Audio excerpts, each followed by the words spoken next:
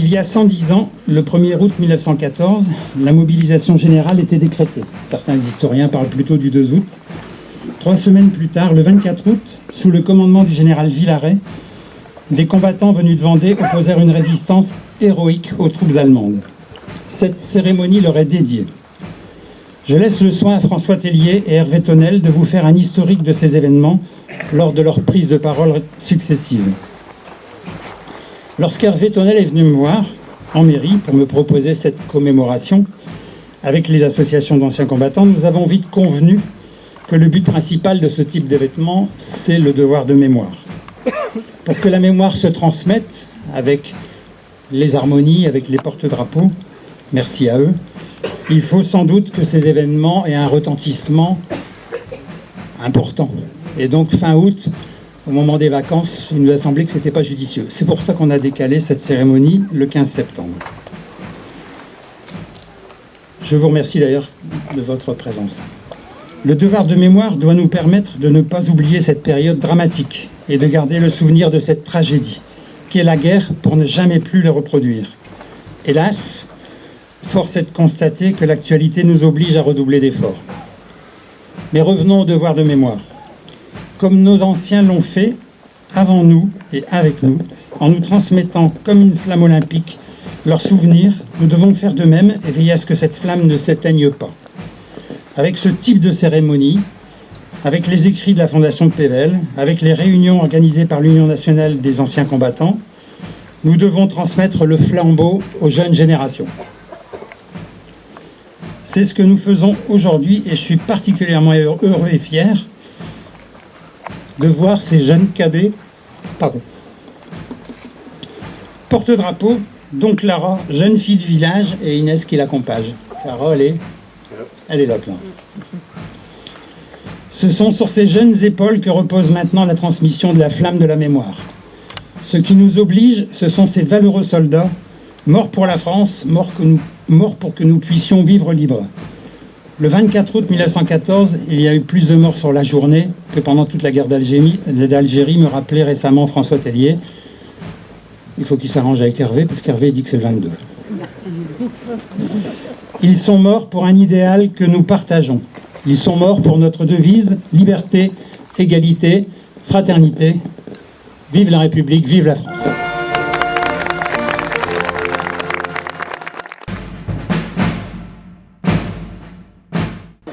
La patrie, la foi, l'horreur, la souffrance et la mort.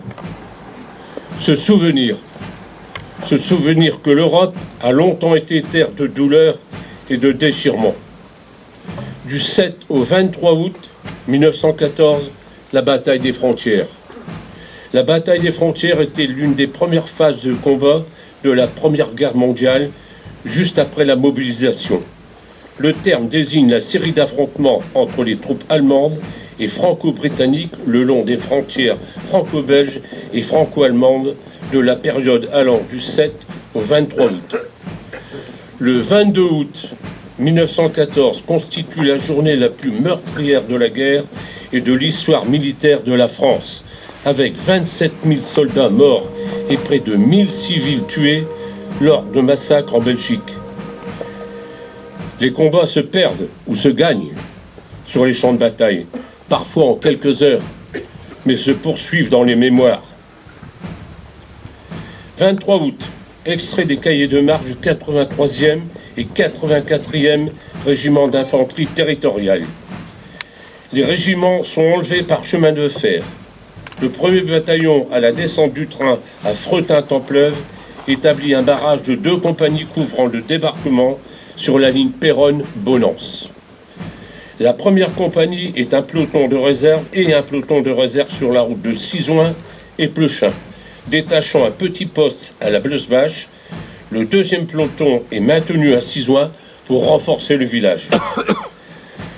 À 22h, le général commandant de la brigade, qui a reçu l'ordre de la division de faire à la pointe du jour une attaque par surprise de tournée avec 2 bataillons, désigne le 2e aux avant-postes pour faire partie de cette attaque. Dans le rassemblement, le 83e occupe les emplacements ci-après. 2e bataillon en colonne double à 50 mètres d'intervalle environ et venant du chemin de la Bleuse-Vache et en arrière du bureau des douanes. Le bureau des douanes, c'est le quartier qu'on nomme bureau des douanes puisque c'est l'ancienne douane de Wannouin.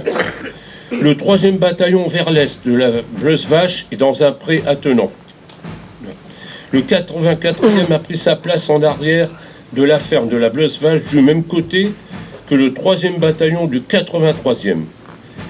Vers 7 heures du matin, le rassemblement étant terminé et couvert par un escadron de dragons, dont 2 pelotons dispersés se tiennent à 800 mètres ou 1000 mètres d'intervalle à cheval sur la route de Froidmont et 2 pelotons à Épluchin. Le 24 août 1914, à 6 heures du matin, la brigade est rassemblée prête à appuyer le mouvement sur Tournai, s'engageant ainsi à défendre Tournai. Les événements des combats de Tournai. Le 23 août, le 2e bataillon du 83e reçoit l'ordre de couvrir la zone de rassemblement de la 83e division d'infanterie territoriale dans la direction de Tournai. Dans la nuit, le général commandant la 176e division d'infanterie territoriale dirige une reconnaissance de 2 bataillons dont le 2e bataillon du 83e hérité sur Tournai. Le général ayant rendu compte le 24 au matin que Tournai n'était pas occupé par l'ennemi, le lieutenant-colonel commandant le 83e reçut l'ordre de prendre le commandement de cette reconnaissance et d'organiser la défense de Tournai. Au moment où il se mettait en route, l'artillerie ennemie insoupçonnée ouvrit soudainement le feu sur le rassemblement de la 88e division d'infanterie territoriale. Sous ce violent tir de surprise, les unités se dissocient, malgré les efforts énergiques du lieutenant-colonel commandant, et ce dernier réussit à organiser un groupement à Bourguel et puis à Templeuve. Il reçut l'ordre de gagner Mérigny, où se joignit aux éléments du 82e hérité.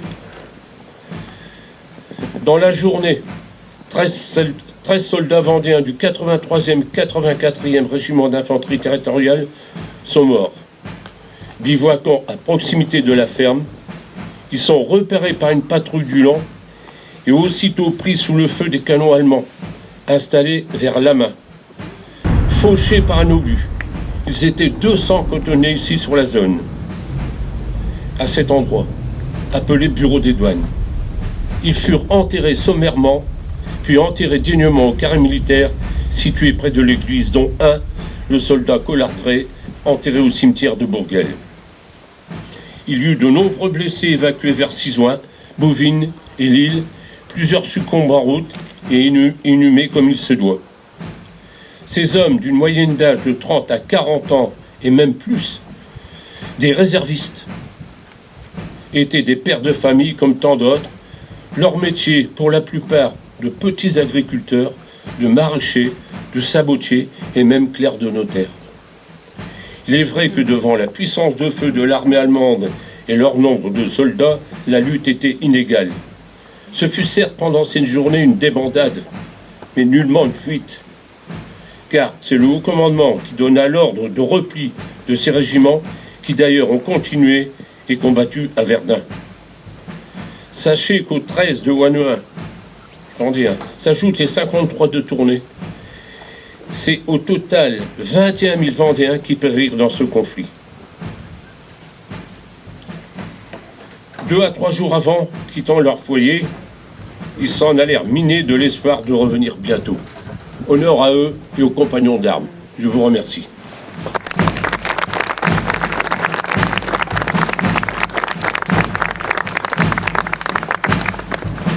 Merci, M. Tonal, pour votre intervention.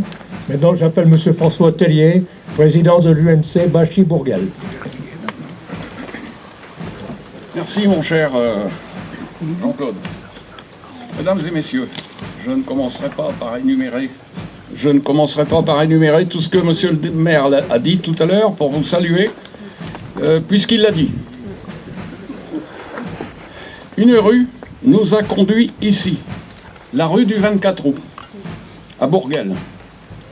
Beaucoup de gens se posent la question, et d'autres ne se la posent même pas, car ils ont quelque chose à faire. C'est quoi cette rue? Pourquoi le 24 août? Pour la petite histoire, j'ai rencontré des habitants de cette rue du 24 août qui ne connaissent pas l'histoire. Il fallait la rappeler.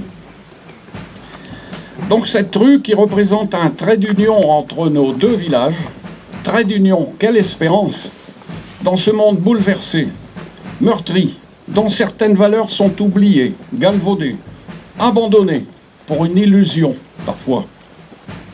Nous sommes ici avec monsieur le maire de Ouanin, Jean-Luc Lefebvre, l'Union nationale des combattants de Bachy-Bourguel, pour accomplir notre devoir et notre travail de mémoire, définition qui plaît beaucoup à madame Madi d'Orchy-Brion, conseillère régionale déléguée au devoir de mémoire et au patrimoine également, des Hauts-de-France.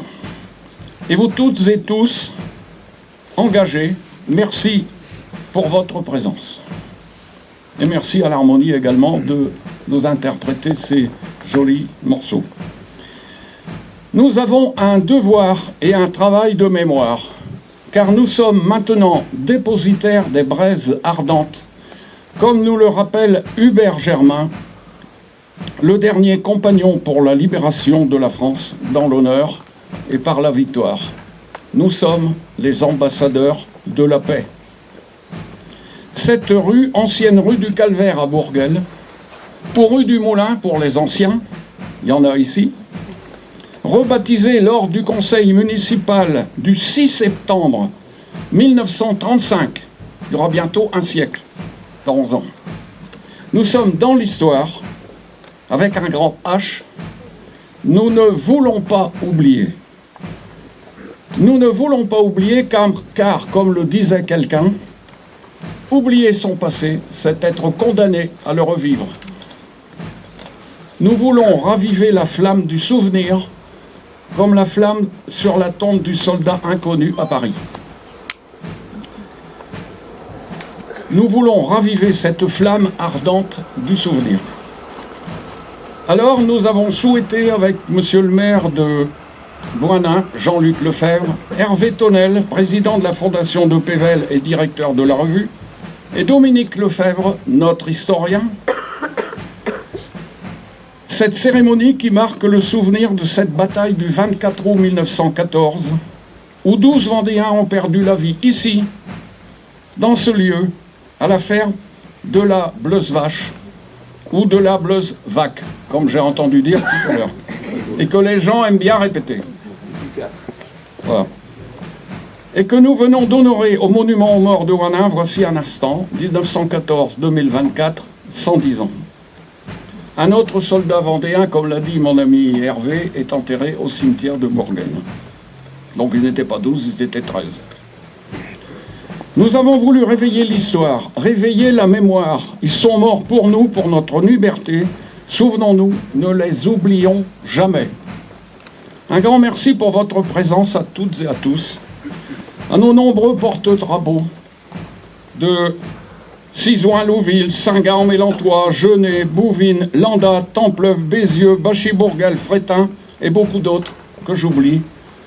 Soyez remerciés chaleureusement, ainsi que nos cadets Clara et Inès, qui arborent fièrement leur nouveau drapeau, dont c'est la première sortie aujourd'hui.